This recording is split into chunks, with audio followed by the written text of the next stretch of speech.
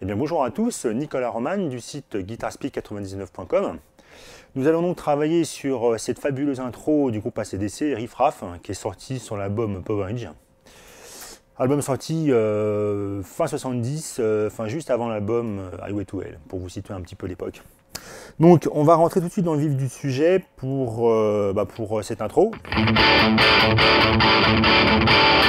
Donc ça on voit bien, hein, pas de problème. Donc alors comment est-ce qu'on va faire tourner ça? En fait alors, le but du jeu, on va bien muter au niveau de la corde là, de façon à avoir ce son là. En fait on va commencer par une attaque vers le bas, suivi d'une attaque vers le haut. Donc ça sur la corde là, vide. Ensuite au niveau de la main gauche, comment ça va se passer? On va s'arranger pour placer l'index sur la case 4 de la corde Ré. Et le petit doigt sur la case 7 de la corde Sol pour voir ce son là. Alors je vais baisser un petit peu le volume pour éclaircir le son parce que c'est vrai que là le son est vraiment pas mal saturé. Donc là on est comme je disais case 4 corde Ré, case 7 corde Sol. Et donc on va commencer par deux attaques sur la corde La vide. Alors n'hésitez pas à muter un petit peu comme vous avez l'habitude de le faire maintenant si vous suivez mes vidéos depuis un moment. Vous mutez un petit peu de façon à ce que le son se clarifie un petit peu pour pas qu'à la fin ça fasse un mélange. Comme ça parce qu'on comprendra un petit peu rien du tout, sinon surtout si on met le volume à fond pour être beaucoup saturé. Voilà, de façon à se rapprocher de ça. Donc un coup en bas, un coup en haut. Et ensuite on va attaquer sur les trois cordes. Lorsqu'on va placer ça en fait, on va attaquer les trois cordes, la corde La, la corde Ré, la corde Sol. Donc bas, haut, bas sur les trois cordes. C'est ça qu'on va répéter. Alors si vous avez un petit peu du mal à placer ça, c'est vrai que le faire à la bonne vitesse, c'est pas forcément évident. Commencez, si vous n'avez pas trop l'habitude des doubles croches, commencez par travailler ça. Voilà, si je le fais à vite par exemple, 1, 2, 3, 4, 1, 2, 3, 4, 1, 2, 3, 4, 1, 2, 3, 4, 1, 2, 3, 4, 1, 2, 3, 4, 1, de façon à travailler votre aller-retour. Je ne saurais que trop vous conseiller aussi de bosser cet exercice-là. C'est un exercice qui est vraiment essentiel pour pouvoir maîtriser après les doubles croches en aller-retour. Donc là, vous prenez n'importe quelle corde, n'importe quelle case, peu importe. Et le but du jeu, en plus, ça va vous faire également travailler votre synchronisation main droite, main gauche. Là, je commence avec, par exemple, là, je me suis mis au pif. Je vous disais, il faut le faire sur n'importe quelle case, n'importe quelle corde. Là, je suis sur la corde Sol à la case 7, avec l'index. Et vous placez bien, vous vous arrangez pour avoir une bonne assise avec le pouce derrière le manche, de façon à ce que vous ayez bien un doigt par case pour commencer. Il ne faut surtout pas que vous ayez besoin de déplacer la main lorsque vous travaillez ça. Vous commencez par positionner votre main gauche, donc n'hésitez pas à travailler ça un peu plus haut, parce que là c'est vrai que les écarts vont être un petit peu plus difficiles si vous êtes vers le haut du manche. Commencez par ici par exemple, bien un doigt par case. Le but c'est vraiment de faire 1, 2, 3, 4, 1, 2, 3, 4, travaillez ça avec le métronome, 1, 2, 3, 4, commencez doucement si vous n'avez pas l'habitude, et vous travaillez vos doubles croches, 1, 2, 3, 4, après sur deux cordes, puis sur toutes, etc. Et vous tournez ça. Déjà sur une, comme je vous disais, jusqu'à arriver au... Vous tournez.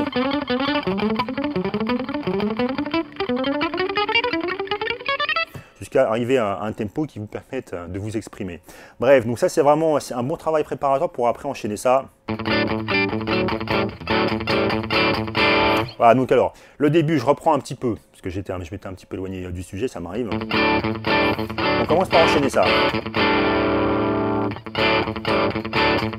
Donc, n'oubliez pas le mute, ça va vraiment permettre de clarifier le son.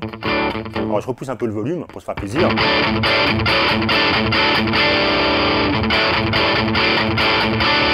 Et tantôt vous vous arrêtez sur la cassette, enfin, tantôt vous vous arrêtez avec le majeur. Parce que vous voyez qu'on va venir alterner entre l'index à la case 4 et le majeur à la case 5. Tantôt on va s'arrêter sur la case 5 avec le majeur. Tantôt on s'arrête à la case 4 avec l'index.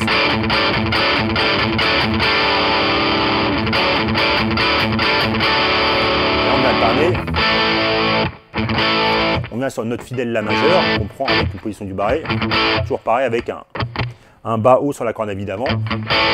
Pour enchaîner ça. On tourne ça.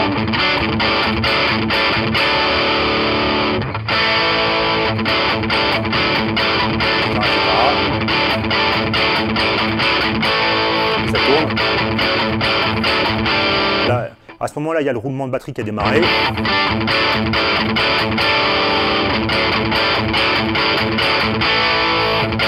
La tension monte. Et là, c'est parti. Donc ça, c'est toute la partie intro. Donc je vous disais, n'hésitez pas à travailler vos doubles croches si vous n'avez pas l'habitude pour réussir après à être bien précis au niveau de la main droite. Ça demande beaucoup de précision au niveau main droite. Il ne faut surtout pas avoir quelque chose de brouillon avec les cordes qui se mélangent. Il faut vraiment, lorsque vous faites la basse, donc ces deux cordes-là, vraiment attraper uniquement la corde là, sur ces deux attaques-là. Et après, vous jouez 3 cordes. Commencez doucement, éventuellement. Le plus précis possible. Et vous augmentez la vitesse au fur et à mesure.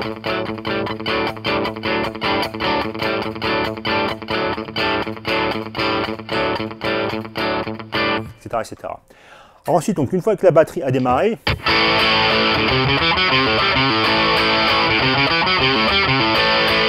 c'est le genre de riff qu'on voit bien et que j'aime beaucoup. C'est pour ça que j'adore AC/DC. De toute façon, ils ont continué. C'est vrai que on peut critiquer un petit peu, dire que ouais, ils utilisent tout le temps les mêmes accords, le Ré, le La et le Sol, le Mi. Ok, très bien, mais c'est vrai qu'ils ponctuent tout ça avec des riffs qui sont généralement assez fabuleux. Donc il ne faut pas s'arrêter au fait, oui, ils jouent le Ré, le La et le Mi tout le temps, c'est vrai, mais il n'y a pas que ça non plus. Intéressez-vous un petit peu à ce groupe, vous verrez que vous aurez de bonnes surprises. Donc alors, reprenons. Voilà. Je baisse le volume un petit peu pour pas trop gêner les voisins non plus, même si j'ai mon caisson à sonorisant, on ne va pas abuser.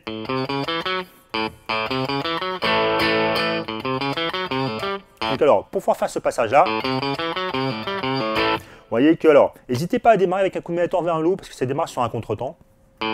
En fait, c'est la deuxième note, c'est la note de la case 3 sur la corde de La qui tombe sur le temps. Donc on va démarrer. On démarre sur la corde de La vide. Donc je vous disais, comme c'est sur un contretemps, on prend ça avec un combinatoire vers le haut, de préférence. C'est pas obligatoire, mais bon. Essayez, vous verrez, c'est mieux. Donc alors, la corde de La vide. Ensuite, le majeur sur la case 3, sur la majeure case 3 sur la corde de La. Annulaire sur la case 4. Donc la montée. 0, 3, 4. Vous arrivez sur la corde de la case 2. Donc là, au bas. Donc là, je suis sur un temps.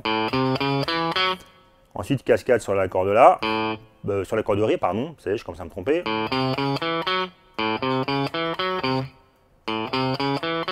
Ensuite, on vient à nouveau sur la corde de la case 3. On est sur un temps, donc on joue en bas. Au bas. Pardon, je me suis trompé. J'ai pas attaqué la corde. Arrivé là, donc une attaque vers le bas, comme je disais, sur la case 3 de la corde de La. Et là, on va faire un pull-off à vide. Donc avec le majeur. Voilà. Le pull-off remplace le coup vers le haut. Donc la prochaine note qui est également sur un temps, on va la jouer en bas. Au bas, bas. Et cette prochaine note, c'est la case 5 sur la corde de Ré. Donc pour pas être obligé de se déplacer dans les, parce que c'est vrai que pour pouvoir gagner de la vitesse petit à petit, le mieux c'est vraiment que notre main gauche elle reste fixe sur le manche. Alors ça, bon, moi qui suis assez grand, j'ai des grandes mains, ça aide, j'avoue. Et donc vous prenez la case 5 avec la corde de Ré. Pull-off, non, on revient sur la corde là ensuite. Donc haut, bas, haut, bas, haut, bas, bas, haut. Et là on fait à nouveau un pull-off.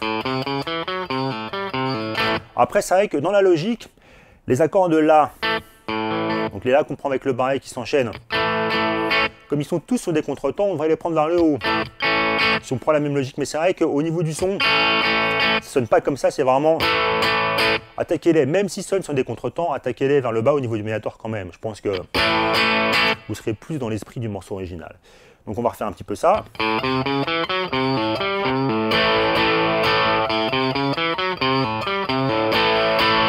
Et donc tous les accords de La, c'est et, ils sont tous sur des contretemps, même si je les joue vers le bas, pour la raison dont je vous expliquais juste avant.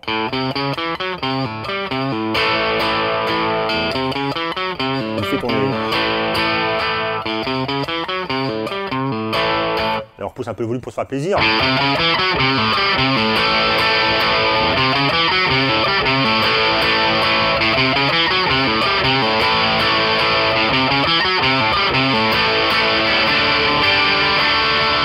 Alors ensuite, les accords, vous les connaissez. Ré majeur, le sol 5, toujours avec l'accord de La qu'on bloque.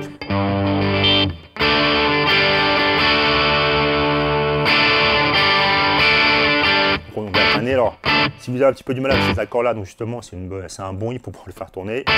Vous savez que pour passer du Ré au sol 5, il suffit en fait de lever le petit doigt lorsqu'on est sur le Ré. Donc, on est sur le sol pour aller au Ré. Entraînez-vous à décaler vos deux doigts ici pour passer de cette position-là à cette position-là. Alors, je fais tourner un petit peu ce passage-là. Vous verrez, il y a des accords qui tombent sur les temps, des accords qui tombent sur le contretemps. Si vous téléchargez la partoche que je mets enfin la tablature que je mets à dispo sur le site, ça vous facilitera un petit peu. Allez, donc.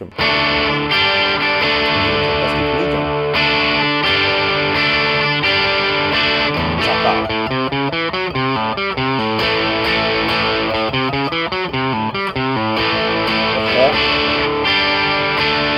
3, 4.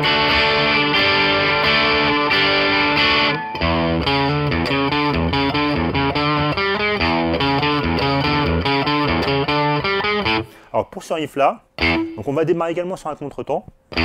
Donc je la prends vers le haut, on est sur la corde mi grave.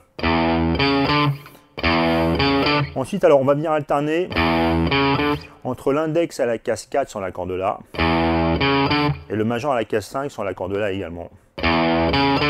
Et vous voyez, alors comme on a un groupe de 3 notes, donc du coup au niveau du médiator ça va s'inverser. On va essayer d'attraper tout ça avec de les-retours quand même. Comme je vous disais, on va faire, comme ça démarre sur un contretemps, haut, bas. La première note qui tombe sur le temps, c'est celle de la case 5 sur la corde La. Bas, bas, bas, bas, bas. Vous voyez que ça s'inverse une fois sur deux. Bas, bas, bas, bas, bas. Essayez d'alterner ça. En faisant ça avec de l'alterner, vous verrez que vous serez beaucoup plus précis, vous n'aurez pas quelque chose d'aléatoire. Rappelez-vous que souvent on a un petit peu tendance à négliger la main droite pour être plus concentré sur la main gauche, mais en fait c'est une grosse erreur. Il vaut mieux même à la limite être plus concentré sur ce qu'on fait sur la main droite que sur la main gauche. Ça vous surprendra quand même, mais vous verrez, c'est vraiment à ce prix-là que vous aurez une attaque précise et que vous aurez un son qui soit propre. Et vous n'aurez pas quelque chose d'aléatoire au niveau de vos attaques, de votre main droite, etc., du rythme.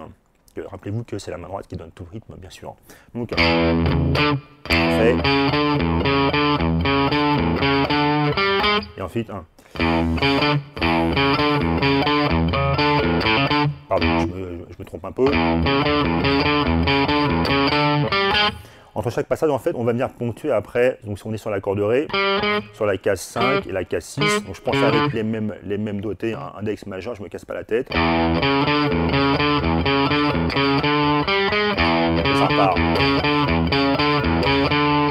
Donc là, c'est pareil, la corde Ré, je la commence avec un coup de médiator vers le haut, obtenu que c'est la case 6 qui tombe sur le temps. Haut, bas, haut, bas, haut, bas, haut, bas, haut, bas, haut, bas, haut. Et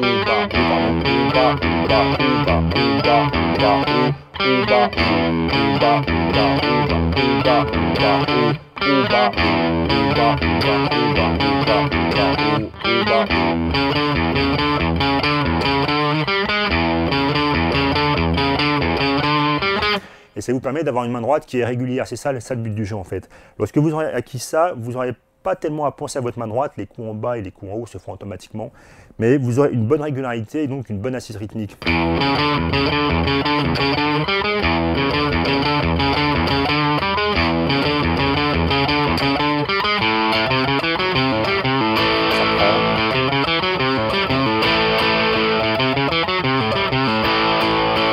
Alors pour les parties de Malcolm, donc là j'ai changé de guitare, j'ai pris la Guild, donc il n'y a pas grand chose qui change en fait, puisque de toute façon le riff,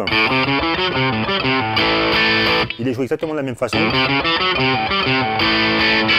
Par contre au niveau des enchaînements d'accords, c'est les mêmes enchaînements, sauf qu'il va s'énerver un petit peu plus au niveau de la main droite, il place un petit peu plus d'attaque.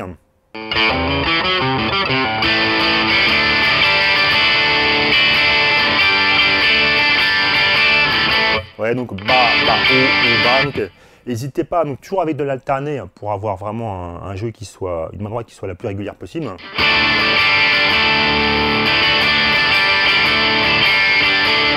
Ça part. Un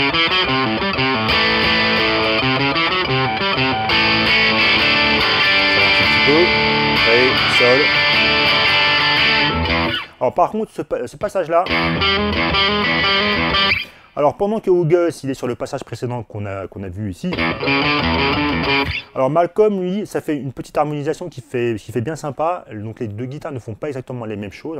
Les parties de Malcolm, on va rester sur la case, donc sur la corde Ré à la case 5, donc de 5 à 6. Donc index sur la case 5, majeur sur la case 6, donc c'est sur la corde Ré. Et au niveau du son, il me semble qu'il prend ça avec un hammer. Donc on a toujours la corde mi grave qui sonne. Et à chaque fois, donc voilà, plutôt pris avec un hammer, donc avec le majeur. Ça repart. Et ça recommence. Voilà. C'est grosso modo donc les seules différences qu'on peut rencontrer entre les deux. Voilà, donc j'ai été assez bref pour les parties avec la Guild. Bref, donc il me reste, comme d'habitude, vous souhaiter bon travail et une prochaine vidéo pour continuer un petit peu sur ce cycle pour fêter les 40 ans de ACDC. Bossez bien, à une prochaine, bye bye.